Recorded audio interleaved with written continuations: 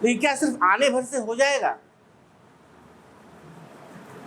क्या सिर्फ हम YouTube पर या किसी प्रवचन स्थल पर जाकर केवल बातें कर लेने से यदि समाज में सुधार हो गया होता तो हमारा समाज अद्भुत सुंदर होता?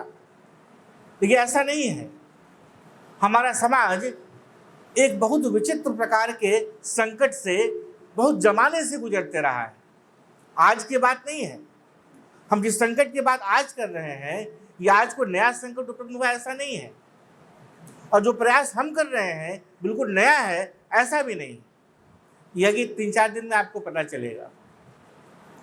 बस हम लोग उसी पुराने प्रयत्न को एक नया आयाम, एक नया वस्त्र, एक नया महल, एक नया मंदिर या मस्जिद या गुरुद्वारा या गिरजाघर, हम उसको देना चाह रहे हैं। चीजें वही हैं जो अत्यंत प्राचीन हैं। चीजें क्या हैं? हम यदि अपना आंख बंद करें और अपने सामने पूरे विश्व का नक्शा फैला दें, अपना आंख बंद करें और अपने आंख के सामने विश्व का नक्शा फैला दें और अंदाज से अपनी उंगली को कहीं पर भी हम रखें और आप आंख खोल कर देखेंगे कि जहां आपने उंगली रखा है वो जगह को आप कहें तो अशांति से भरा हुआ, अराजकता का भरा हुआ है। विश्व का कोई ऐसा जगह नहीं है, कोई ऐसा स्थान नहीं है जहां व्यक्ति परेशान नहीं है, अशांत नहीं है, दुखी नहीं है, हताश नहीं है, निराश नहीं है। आप गया के अलग अलग मोहल्ले में जाकर के पूछें, ये अशांति, ये कैओस, ये अराजकता, ये द्वंद्व, ये विद्वेष क्यों है? बहुत सारे कारण हो सकते हैं, लेकिन यदि हम मानव इतिहास को देखें, जब से हम लोग इतिहास को जानते हैं, इतिहास के पीछे से लेकर के आगे तक, अभी तक, तो आप यदि इतिहास के पन्ने को पलटेंगे तो आप देखेंगे कि सबसे अधिक यदि अशांति, अराजकता, कत्लेआम, लड़ाइयाँ यदि इस पृथ्वी पर लड़ी गई हैं तो वो केवल और केवल धर्म के नाम पर लड़ी गई। जितना धर्म के नाम पर हत्याएं हुई हैं, जितना धर्म के नाम पर हिंसा हुई है, अशांति और अराजकता फैली है, उतना और द्वितीय और प्रथम विश्व युद्ध में भी नहीं हुआ, उतना महाभारत काल के युद्ध में भी नहीं हुआ।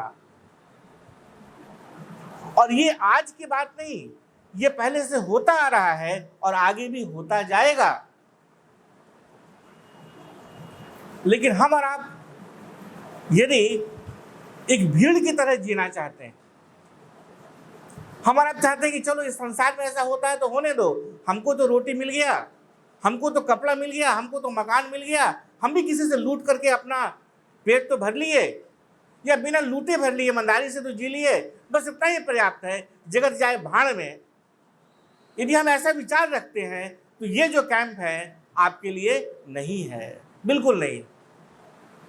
लेकिन यदि आप ये चाहते हैं कि आप और आपका ये समाज इस अशांति से बाहर निकल सके, यदि आप ये चाहते हैं कि आपके आने वाला जो बच्चा है, आपके आगे आने वाला जो पीढ़ियां हैं, वो इस अशांति से कम बचने का कोई रास्ता ढूंढ सके, संभव है कि वो बच ना पाए, संभव है कि हमारी ये चेतना, हमारा ये आंदोलन अगले 200 साल के बाद प्रभाव दिखाए, लेकिन आपने प्रयास ही नहीं किया हो, ये मलाल यदि आप नहीं रखना चाहते अपने अंदर, तब ये कैंप आपके लिए है। ये कैंप मनोरंजन के लिए नहीं है, ये कैंप आपके अंदर एक नेतृत्व को उत्पन्न करने के लिए है। ये कैंप आपके अंदर एक मोहम्मद को जिंदा करने के लिए है, एक कृष्ण को जिंदा करने के लिए है, एक ईसा मसीह को जिंदा करने के लिए है, एक महावीर और बुद्ध को जिंदा करने के लिए है। ये कैंप आपके अंदर जरथुस्त्र को जिंदा करने के लिए है। आप यदि साधारण सी परीक्षा देते हैं मैट्रिकुलेशन का, कितना मेहनत करते हैं उसके लिए, और तब उसके परीक्षा के फल के लिए आप चिंतित भी रहते हैं कि पता नहीं क्या परिणाम निकलेगा।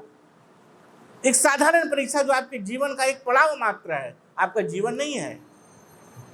लेकिन खुद जिसने पूरे धर्म को स्थापित किया, यदि हम भगवान बुद्ध को लें, महावीर को लें, मोहम्मद साहब को लें, कृष्ण को लें, व्यास को लें, जिनके नाम पर पूरा धर्म खड़ा है, यदि आप वही होना चाहते हैं तो सोचिए आपको अपने अंदर कितनी अधिक साधना की जरूरत पड़ेगी, कितनी गहराई से अपने अंदर से ऊर्जा को बाहर निकालने की जरूरत पड़ेगी।